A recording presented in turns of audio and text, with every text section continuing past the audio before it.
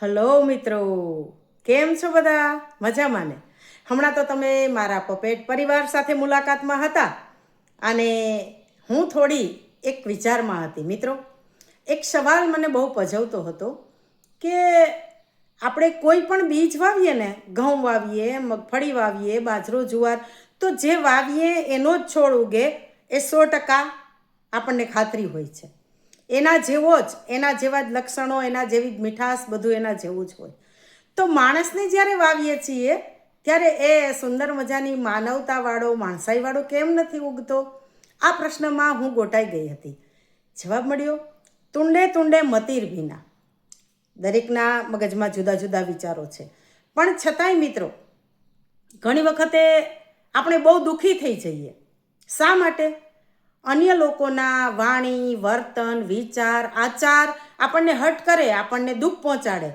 પણ ત્યારે આપણે એવું નથી વિચારતા કે પણ હું શા માટે આટલી બધી અપેક્ષાઓ રાખું છું? મારે અપેક્ષાઓ ન રાખવી જોઈએ. મિત્રો, મારે બહારગામ જવું હોય અને હું રિક્ષામાં બેસું અને અચાનકથી કહું, અડે ઓ રિક્ષાવાળા ભાઈ, આ તો તાપ બહુ છે, હું માથું દુખવાની ગોળી લેતા ભૂલી ગઈ છું, તું મને ગોળી આપને. એ આપશે? નહીં આપે. આગળ જતાં હું બસમાં બેસીશ, કંડક્ટરને કહીશ કે સર મને માથું દુખવાની ગોળીની જરૂર છે, આપશો? હું કદાચ ટ્રેનમાં મુસાફરી કરીશ તો હું ટીસીને કહીશ કે સર મને આ માથાના દુખાવાથી રાહત મળે એવી ગોળી. આ કોઈ લોકો મને ગોળી નહીં આપે. આવી ગોળી આપવાનો એની પાસે કોઈ હક પણ નથી મિત્રો. હવે અહીંયા એ 3 લોકો ખોટા નથી, ખોટી હું છું. મેં અયોગ્ય જગ્યાએ અયોગ્ય વસ્તુની માગણી કરી. કારણ કે એ રિક્ષાવાળો મને કદાચ રેલવે સ્ટેશનની જગ્યાએ બસ સ્ટેશન સુધી મૂકી જાય, રિક્વેસ્ટ કરું તો કદાચ એ કંડક્ટર છે એ મને બીજી કોઈ મદદ કરે જગ્યા મેળવવામાં, કદાચ એ ટીસી પણ મને એવી કોઈ જગ્યા મેળવવા માટેની મદદ કરી શકે, પણ એ દવા તો ન જ આપી શકે. કારણ કે જેની પાસે જે નથી એ મને કઈ રીતે આપશે?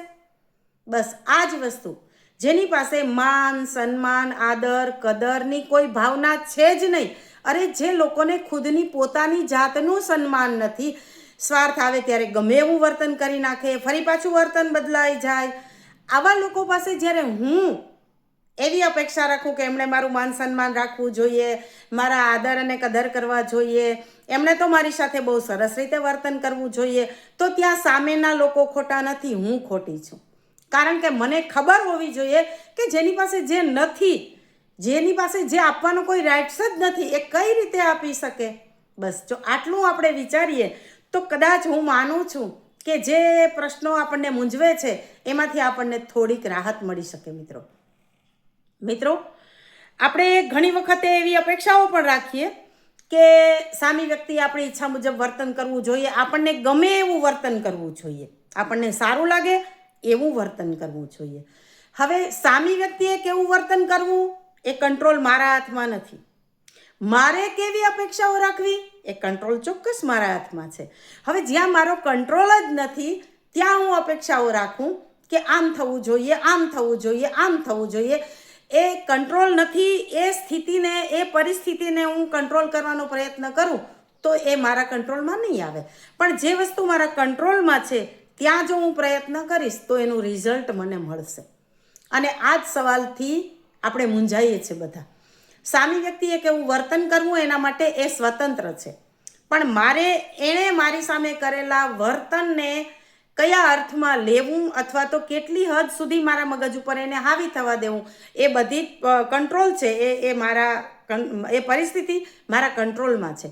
તો આપણે ત્યાં પ્રયત્ન કરવાની બદલે આપણે દોડીને સામી વ્યક્તિ ઉપર કંટ્રોલ કરવાનો પ્રયત્ન કરીએ છીએ અને પછી ઊંધે માથે પડી અને રોદણા રડીએ છીએ કે અરે રે આ દુનિયામાં તો બધું આવું જ છે, અને આ જિંદગીમાં તો દુઃખ જ છે. બધી જ વાત સાચી છે, પણ આપણે જે જગ્યાએ કંટ્રોલ નથી આપણો ત્યાં કંટ્રોલ કરવા જઈએ તો આવું જ થાય. જો ખરેખર જિંદગીને આનંદથી જીવવી હોય તો મારા મતે, કદાચ આપ મારી સાથે સહમત હોવ પણ ખરી અને ન પણ હોવ, આપ કોમેન્ટ કરીને મને જણાવજો, પણ મારા મતે મારે કંટ્રોલ અહીંયા કરવો જોઈએ કે મારે કઈ વ્યક્તિ પાસેથી કેવી અપેક્ષા રાખવી જોઈએ, જેની પાસે જે છે જ નહીં એ મને ક્યાંથી આપી શકશે. બસ ખૂબ નાની પણ સમજવા જેવી વાત એ છે કે મારે સુખ શાંતિ મેળવવી હોય તો અહીંયા કંટ્રોલ રાખવો પડે. અને જે લોકો છે એને એની જાત ઉપર કંટ્રોલ નથી, પોતે સુખેથી નથી જીવતા, એટલે અન્ય લોકોની લાઈફમાં ચંચુપાત કરવાનો એમની પાસે ટાઈમ છે. કારણ કે જ્યારે અહીંયા કંટ્રોલ આવી જાય ને ત્યારે એવું લાગે કે અરે જિંદગીની 1 સેકન્ડ વધારાની નથી અને અન્ય લોકોના જીવનમાં ચંચુપાત કરવાથી મળશે શું. આપણે આપણી લાઈફને સુંદર બનાવવી જોઈએ. એક માણસ તરીકે જીવન જીવી શકીએ એટલી તો કમસે કમ બનાવવી જોઈએ. કારણ કે આપણે માણસના બીજમાંથી ઉગેલા છીએ, તો માણસ જેવા તો હોવા જોઈએ ને.